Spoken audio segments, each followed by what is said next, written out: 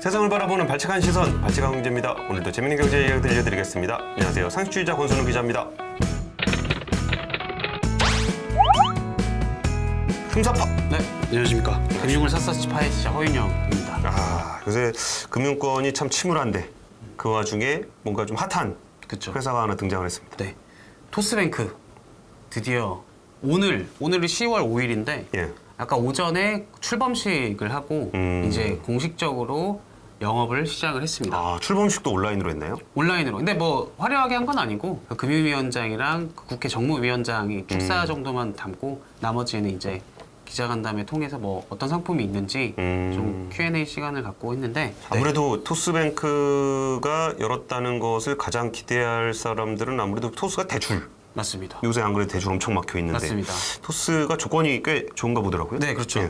그래서 우선 대출 얘기하기 전에 예. 오늘 좀 간담회에서 받았던 좀 인상? 예. 어떤 부분이 좀 이렇게 경쟁력으로 보이는지 예. 설명을 먼저 드리면 핵심은 심플 같아요. 심플. 단순한. 왜냐하면 수신 상품 하나, 여신 상품 하나, 그리고 카드 하나. 그 아시겠지만 예금 하나, 대출 하나, 카드 하나. 맞습니다. 예. 그 은행 가면은 저도 그런데 예를 들어서 신용대출을 하나 받으려고 해도 무슨 뭐 직장인, 비거래은행 신용대출, 의사 전문직 신용대출, 공무원 신용대출. 그럼 신용대출 상품이 뭐 주담대나 뭐 전세대출 뭐 이런 그 정책 대출까지 합치면 거의 한 100개가 넘을 거예요. 맞아요. 토스뱅크는 딱 하나입니다. 신용대출.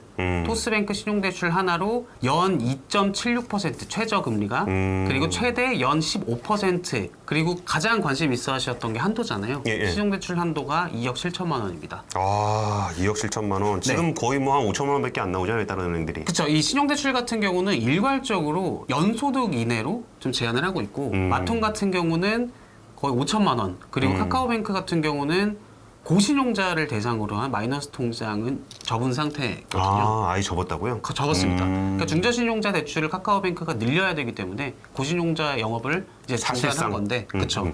이런 상황에서 토스가 내놓는 신용대출 한도 2억 7천만 원 그리고 마이너스 통장도 1억 5천만 원이거든요. 그것만으로 보면은 이 대출 조건, 그러니까 뭐 토스뱅크의 대출이 좋다가 아니라 다른 은행들이 워낙 눌려있기 때문에 현재 이 대출 상품을 출시하는 타이밍 자체는 나쁘지 않다. 그래서 초기 흥행은 큰 무리가 없을 것이다. 좀 그렇게 볼 수가 있고. 안 그래도 오늘 코스피가 엄청 빠졌잖아요. 맞습니다. 그래서 다들 진짜 좀 많이 빠진 것 같은데 좀 사고 싶은데 이거 마통이 막혔다. 뭐 그런 얘기 하시는 분들도 또 많고 또 여기서 그쪽에서 막혀가지고 어디 좀 돈 빌릴 데 없나 생각하시는 분들이 있을 텐데 와 조건이 좋아요. 그러니까 최저긴 하지만 2.7이면은 시중은행이 요새 한 3% 중반에서 4%까지 올라가니까 최저 기준으로는 정말 낮고 일단 한도가 워낙 좋으니까 기대들 좀 많은 것 같아요. 그리고 특징이 일반 은행, 시중은행의 신용대출 같은 경우는 분리가 돼 있잖아요. 직장인 신용대출이 있고, 뭐 전문직 있고, 뭐 자영업자분들. 근데 토스뱅크는 신용대출 상품 딱 하나로 직장인이든 의사든 뭐 판검사든 아니면 골목 그 자영업 하시는 분들이든 모든 분들이 이 하나의 대출, 신용대출을 통해서 좀 받을 수 있다. 그래서 좀 공식적인 목표는 이제 이 하나의 신용대출 상품으로 고신용자도 당연히 공략을 하고 무엇보다 강조를 한 거는 제1금융권에서 밀려나신 중저신용자 중에 한 30% 요거를 우리가 핵심으로 공략을 하겠다. 핵심 공략 타겟 목표치가 한 연 5에서 6% 금리를 줄 수 있는 이 중저신용자분들 위주로 영업을 할 거라고 해요. 그런 상황에서 근데 다만 좀 염두를 해두셔야 될 게 연 2.76%야?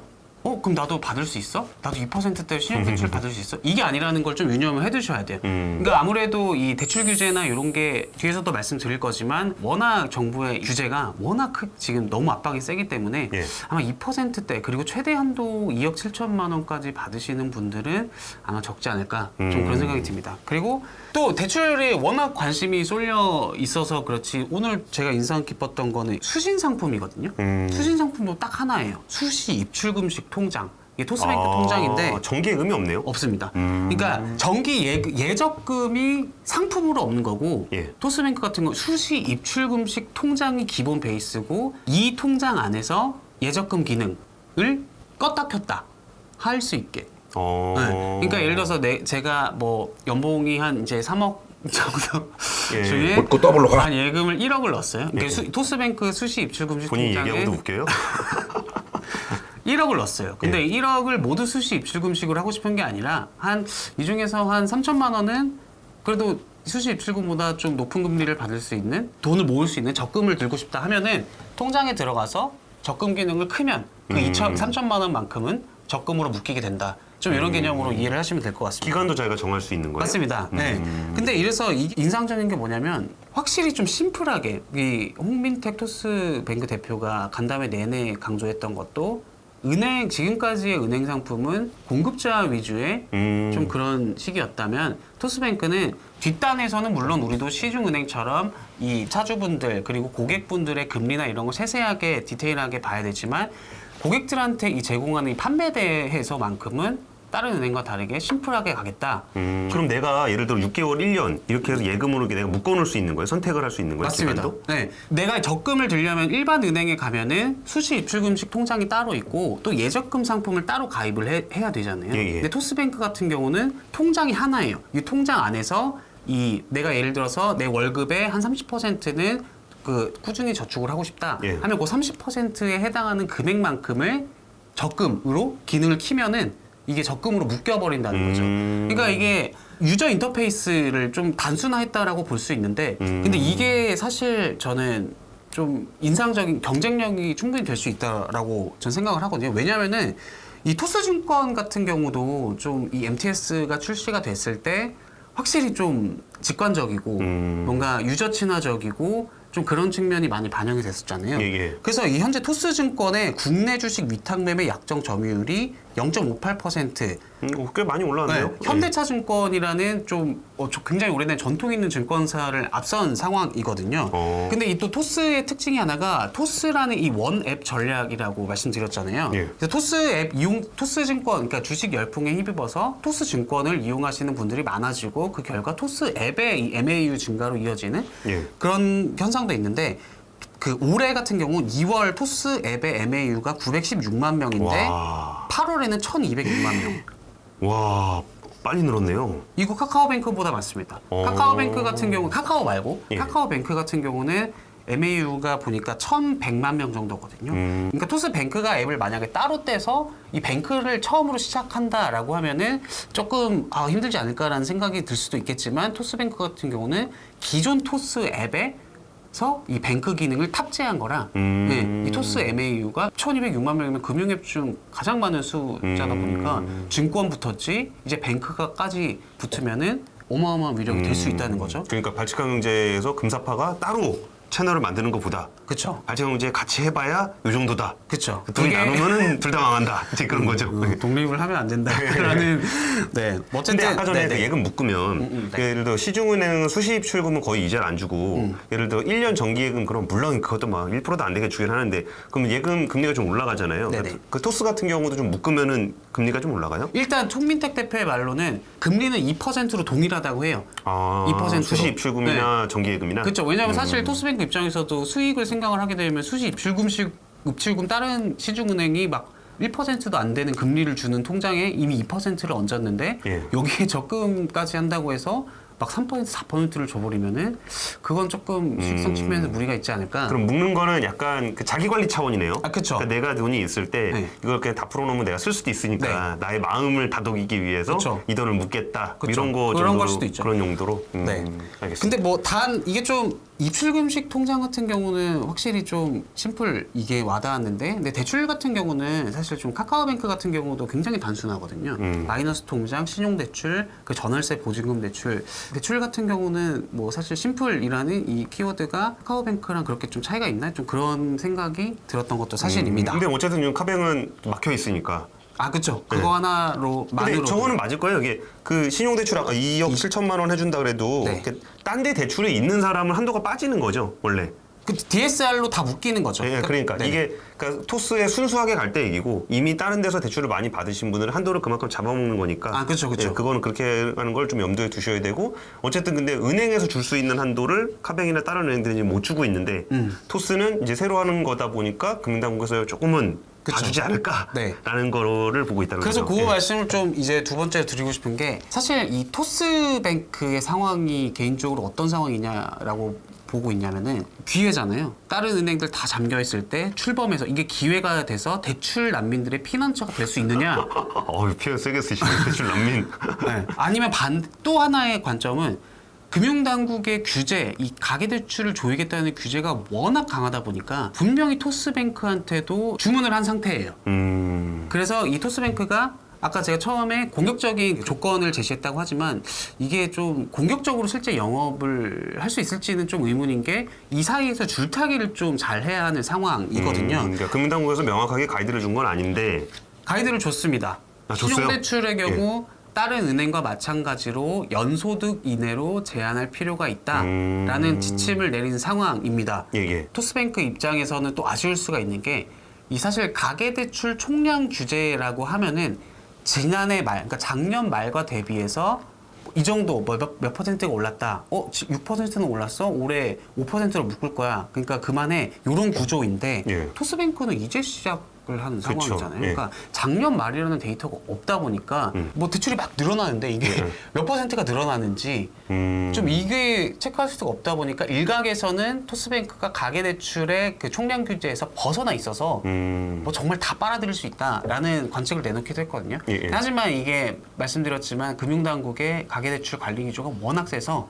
일단 토스뱅크한테도 연소득 이내로 신용대출을 좀 할 필요가 있지 않겠느냐라고 제안을 한 상태입니다. 그래서 토스뱅크는 뭐 우리도 연소득 이내로 제한하겠습니다라고 밝힌 건 아니지만 오늘 간담회에서 정부의 이 규제나 이런 정책적인 그거에 보조에 맞춰서 우리도 영업을 할 예정입니다라고 답을 했거든요. 근데 이게 좀 애매한 게 저런 거예요. 연봉 이내로 제한해라 네. 라는 얘기가 은행 하나에서 연봉 이내, 은행 2에서 연봉 이내, 은행 3에서 연봉 이내에서 예를 들어서 연봉이 5천만 원이다. 그럼 여기서 5천, 여기서 5천, 여기서 5천 이렇게 받을 수 있는 게 아니잖아요. 이게 토스만 가지고 연봉 이내로 가는 건지 아니면 다른 데서 연봉 이내로 이미 받은 사람이 있다면 토스에서는 아예 한도가 안 나오는 건지 이런 것들도 토스 입장에서 굉장히 좀 골치 아픈 일이 근데 될 것 같아요. 개인적으로 생각해보면은 금융당국이 신용대출 한도를 연소득 이내로 제한하라라고 한 거는 토스뱅크한테 토스뱅크 너네도 다른 은행과 상관없이 너네도 이 연소득까지만 할 수 있게 하라라고 주문을 한 상태인 것 같거든요.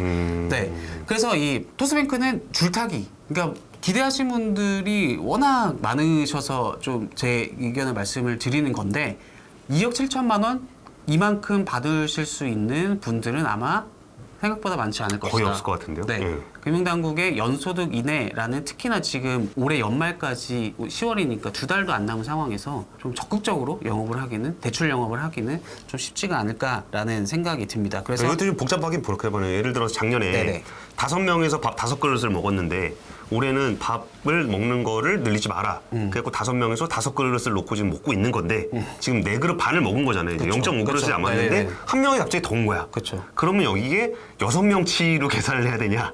아니면 5명이 먹던 거를 6명이 나눠야 되는 거냐? 이런 것이 그 토스 입장에서 좀 뭔가 이렇게 고민을 하게 만드는 그런 거겠네요. 토스 입장에서야 뭐 아니, 사람이 6명이 됐으니까 그릇도 6개로 계산을 해야죠. 라고 해서 새로운 밥그릇을 갖다 놓을 거냐? 그쵸. 아니면 지금 뭐 한 지금 0.5그릇 정도 남은 거를 지금 시중은행들도 아껴 먹고 있는데 그거를 가서 같이 아껴 맞아요. 먹어야 그게 되느냐? 좀 권순영이가 말한 것처럼 당국도 아마 그런 고민을 할 거예요. 굉장히 좀 애매한 상황인 게 이게 사실 토스뱅크 같은 경우는 또 중저신용자 대출 이 확대가 다른 카카오뱅크나 인터넷 그 K뱅크보다 굉장히 공격적이고 예.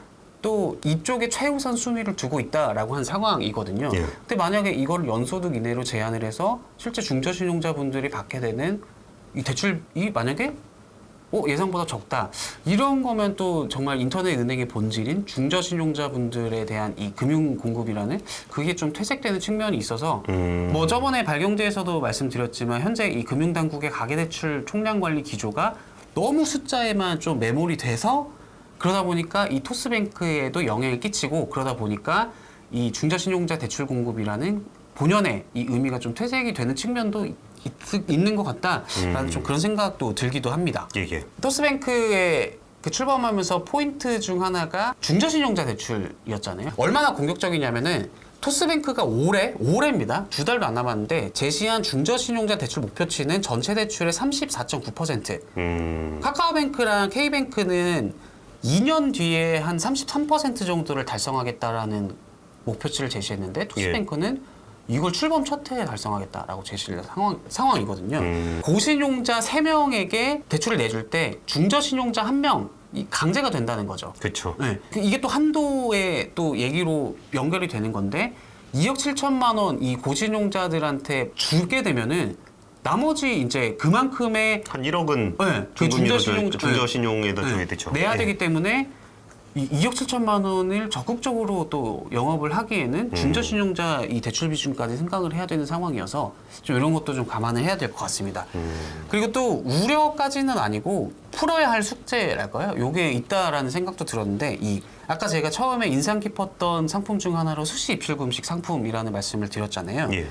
이 수시 입출금식 상품이라는 게 은행 입장에서 보면은 이 고객이 이 통장에 넣어놓은 돈을 언제 뺄지 정기예금이나 적금 같은 경우는 뭐 1년이니 2년이니 이 소위 말하는 만기 이 듀레이션이 있지 있죠. 않습니까? 예. 네. 근데 토스 같은 경우는 수시 입출금식 통장 하나밖에 없기 때문에 이렇게 되면 예대율 관리가 쉽지 않아질 수도 있거든요. 예. 은행 같은 경우는 예대율, 그러니까 예금액 대비해서 대출이 많으면 안 되거든요. 100%를 맞춰야 되는데 이 예대율 관리를 용이하기 위해선 이 예적금에 있는 돈이 예측을 할 수가 있어야 되잖아요. 예. 이게 1년 동안 묶일 돈인지 아니면은 바로 빠져나갈 돈이지. 근데 토스뱅크는 바로 빠져나갈 돈들로만 이 수신액이 구성이 된단 말이에요.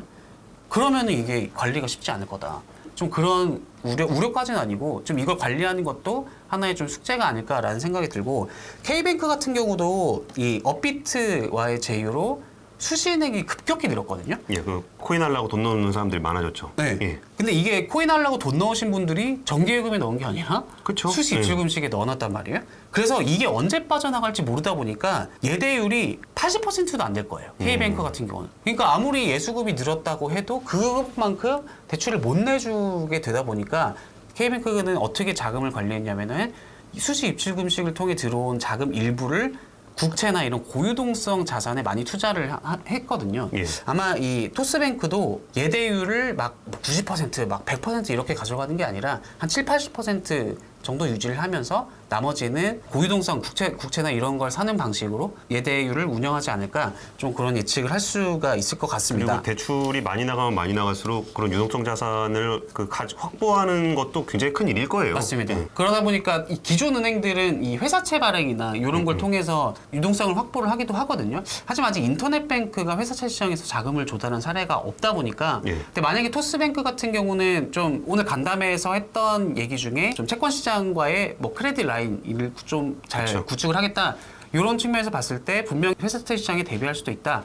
좀 이렇게도 볼 수 있을 것 같습니다. 그러니까 이전에 그 네. 카카오뱅크를 설립할 때 대표이사였던 그 민주당 이지용 네네네. 의원 책에 네. 보면은 네. 카카오뱅크도 처음에 대출이 생각보다 너무 많이 나가가지고 거기서 이제 그 예대율 문제나 아니면 이거 결산이 잘 안 맞아서 네. 오히려 한국투자증권이 가지고 있던 국고채를 다 빌려갖고 왔대요. 아, 그러니까 그때 한투가 맞추려고. 최대 주주니까 이걸 맞출 방법이 없으니까 아. 한투에다 SOS를 쳐가지고 그냥 정말 억지로 그걸 다 빌려다가 억지로 채워 넣어야만 디폴트가 안 나는 그런 상황까지 갔었다고 하는 거 보니까 토스도 내부적으로는 그 관리하기가 만만치 않을 거예요. 지금 토스는 마땅히 지금 크레딧 라인이 있는 건 아니니까. 그렇죠. 어떻게 핀테크에서 정말 핀테크 좋은 저는 사례라고 생각해요. 카카오뱅크나 K뱅크 같은 경우는 소위 말하는 이 큰 기업들을 등에 업은 채로 출범을 한 그 뱅크들이기 때문에 근데 이 토스뱅크 같은 경우는 정말 이 밑에서부터 스타트업에 시작해서 핀테크 회사가 이 시중은행의 문을 뚫은 거기 때문에 근데 이게 좀 긍정적인 사례긴 하지만 한편으로 자금 조달 측면에 있어서는 분명히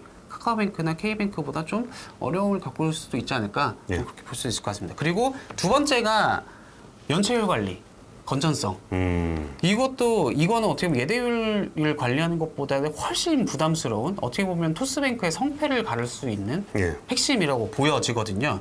그래서 전체 아까 처음 말씀드렸듯이 적극적으로 대출 규제 때문에 늘리기가 어렵다고 말씀드렸잖아요. 그래서 전체 대출 성장을 적정선, 이게 눈치를 보면서 관리를 하는 동시에 중저신용자를 대상으로 한 중금리 대출은 이것도 적극적으로 확대를 해야 된다는 말이에요. 그래서 근데 이게 좀 대출 규모를 빠르게 늘리면서 고성장을 하면서 그러니까 고수익이겠죠. 수익성을 팍팍 늘리면서 대손 비용까지 관리한다? 이게 좀 어떻게 보면은 그리고 중금리 대출을 굉장히 많이 늘리면서 건전성까지 확보하겠다?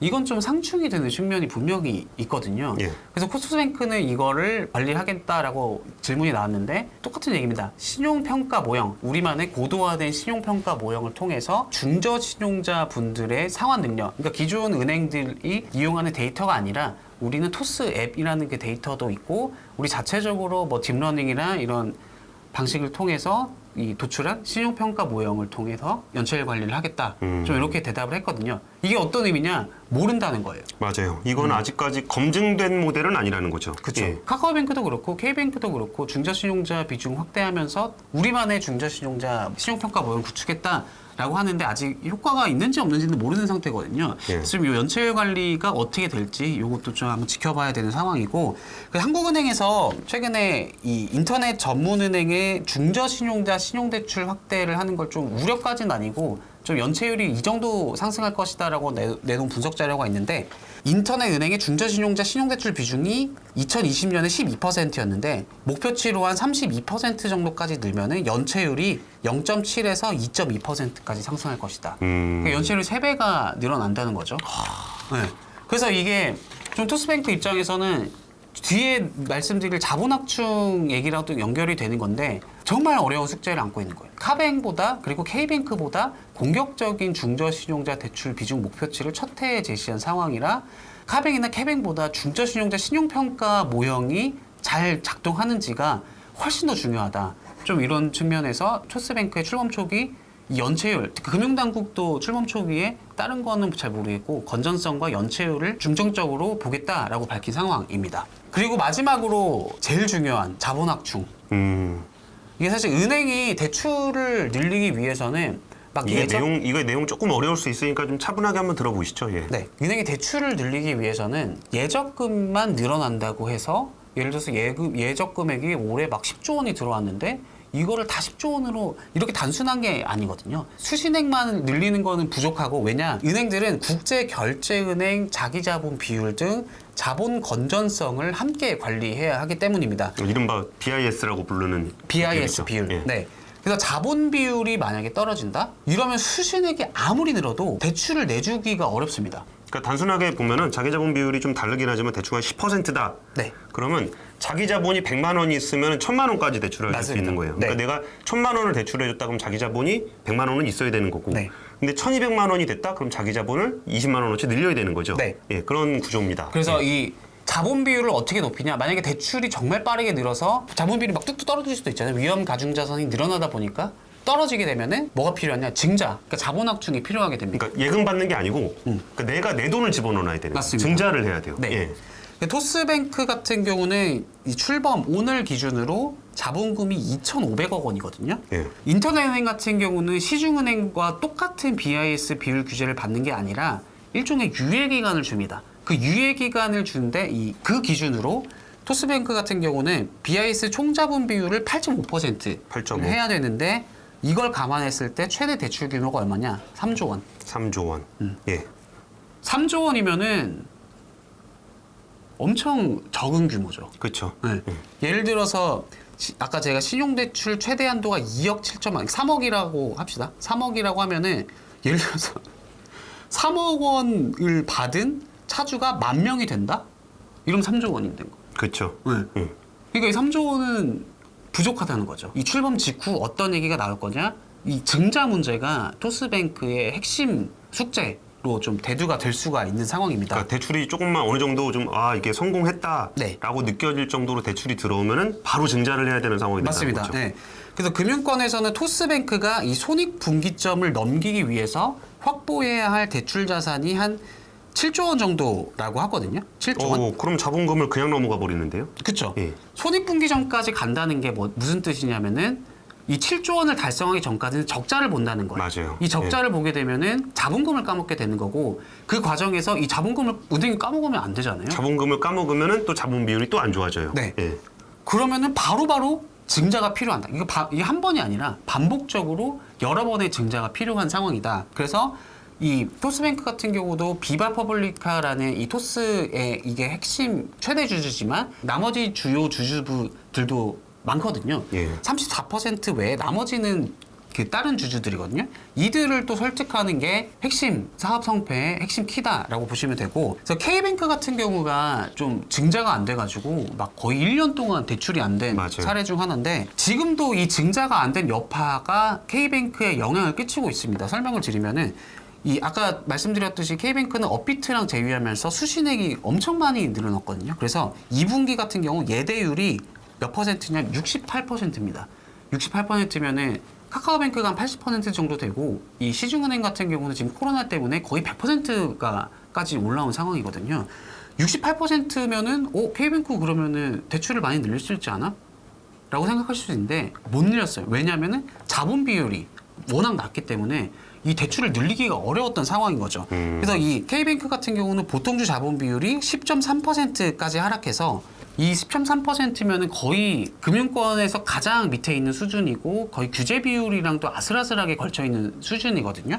그러다 보니까 대출을 크게 못 내준 상황이 됐습니다. 그래서 토스뱅크 같은 경우는 증자 부분에서는 오늘 간담회에서도 질문이 나왔는데 좀 자신감이 있어 보이긴 해요. 그래서 토스뱅크가 당초 본인가를 받을 때 제시했던 증자 계획이 뭐냐면은 손익 분기점에 도달하는 예상 시점이 2025년까지, 예. 그러니까 5년 동안 1조 원 이상, 매년 3천억 원씩 한 5년 동안 자기 자본 증자를 진행하겠다. 좀 이렇게 밝힌 상태이거든요. 그러니까 그나마 좀 증자하기가 수월할 수 있는 거는 카카오뱅크 상장하면서 대박 났잖아요. 그쵸. 그러면 주주들이 좀, 야, 저 정도 대박 날 거면 좀 더 증자할 수 있겠다라는. 지분을 태워도 부담이 없을 수가 있는 그러니까 상황인 초반에 거죠. 어느 정도 흥행이 돼주면 네네. 이제 뭐 이게 좀 아이러니한 거예요. 초반에 흥행이 돼주면 증자가 필요할 거고, 그쵸. 증자가 필요한 상황이 되면 초반에 흥행을 보면서 아 여기도 카카오뱅크처럼 되겠구나라고 하면 주주들이 증자를 해줄 수 있는 그쵸. 뭐 그런 여건도 마련될 수도 있다. 뭐 그런 그래서, 거네요. 예. 그렇죠. 그래서 K뱅크처럼 막 극단적으로 막 주주들 간에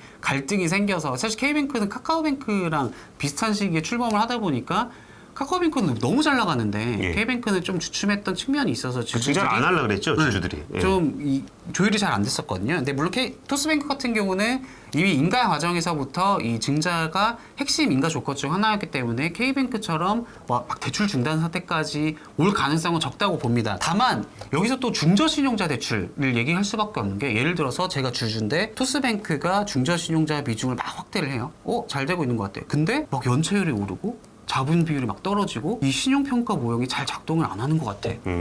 이렇게 되면은 주주 입장에서도 고민을 할 수밖에 없다는 거죠. 그렇죠. 네. 뭐 몇천억씩, 3천억씩 그쵸. 한 1년에 3천억씩 밀어넣어야 되는데. 그래서 이 토스뱅크의 이 중저신용자 대출 같은 경우는 단순히 뭐 이 인터넷 은행의 설립 취지인 뭐 정책적인 어떤 이 의미도 있지만, 무엇보다 이 중저신용자 대출이 잘 돼야지 수익성, 그리고 건전성, 그리고 주주들의 어떤 증자까지 이끌어낼 수 있는 정말 중요한 과제다라고 좀 정리를 해볼 수 있을 것 같습니다. 그래서 좀 오늘 이 출범식 간담회를 보면서 느꼈던 거는, 뭐 상품 조건 자체는 굉장히 공격적이에요.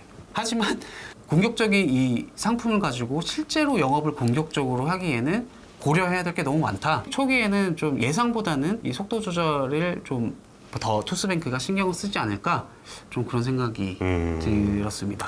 알겠습니다. 오늘 조금 내용이 좀 어렵긴 했었는데 이게 그 은행업이라는 게 좀 그래요. 은행업이 생각보다 복잡합니다.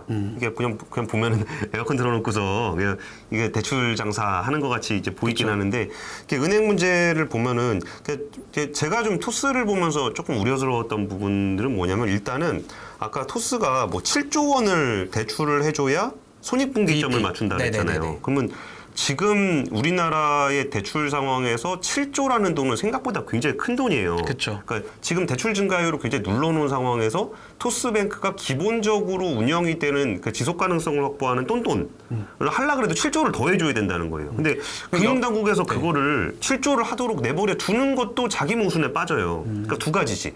하나는 금융당국이 라이센스를 내줬잖아요. 네. 내줬으면 그 은행이 기본적으로 돌아가려면 7조는 대출을 해줘야 돼. 네. 그러면 금융당국에서 인가를 내줬다는 거는 얘가 7조 원어치는 대출을 할 수 있게 해줘야 된단 그쵸. 말이에요. 근데 반대쪽에서는 대출을 못 해주게 해줬다는 거죠.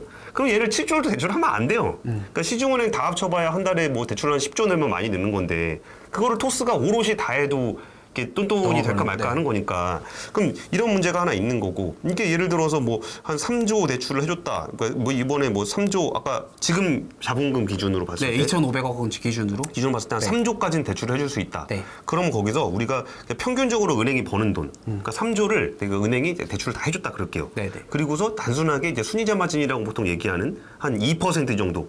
맞아요. 높게 주시네요. 네? 2% 높게 주시네요. 많이 줬어요. 한 1.8 정도가 지금 1.7, 네네. 이게 대충 은행 평균인데 네. 계산하기 쉽게 하려고 한 2% 정도 주면은 한 600억 정도가 이제 이자예요. 버는 돈이 600억이에요. 근데 카카오뱅크가 6개월 동안 쓴 이자 말고 이자 준 거 말고 직원들 월급 주고 전산 비용 계산하고 이게 판관비만 한 500억 나갔어요. 그 1년이면 1,000억 넘게 쓴다는 거죠. 그러면은 3조 풀로 대출 다 해줘도 판관비 쓰고 나면 거의 다 날아갈 거라는 거예요, 돈이. 그럼 다 그냥 오롯이 적자로 갈 수밖에 없는 그런 길을 가고 있어서 토스뱅크의 아까 전에 좀 밝은 면. 네. 아, 진짜 좀 심플하고 직관적이고. 네네. 뭔가 좀 우리가 좀 대출을 받을 수 네네. 있는 여지가 좀 생기겠구나 네네네. 하는 부분들은 좀 앞부분에서 한번 보셨으면 좋겠고 또 은행이라는 산업에 대해서 좀 관심 있으신 분들은 아, 지금처럼 그 독립을 하려면은 풀어야 될 변수가 네. 굉장히 어려운 변수가 많구나. 뭐 그 정도 좀 이해를 하시면 좋지 않을까 좀 생각이 들었습니다. 네. 오늘 토스뱅크 설립 뭐 이렇게 좀 뭔가 새로운 축하드려야 시작이라 되나요? 뭔가 새로운 시작에 대해서 이제 축하하고 네. 알겠습니다. 좀 기대되는 어떤 UX 그리고 소비자 편화적인 좀 더 금융 혁신에 네. 가까운 그런 상품들이 나오기를 기대하며 그리고 이 은행이 기본적으로 가지고 있는 지속 가능성까지 갈 수 있기를 기대를 하는데 지금 나와 있는 걸로는 잘 모르겠다 라는 말씀을 전해드리면서 오늘 별책경제 마치도록 하겠습니다. 시청해주셔서 감사합니다.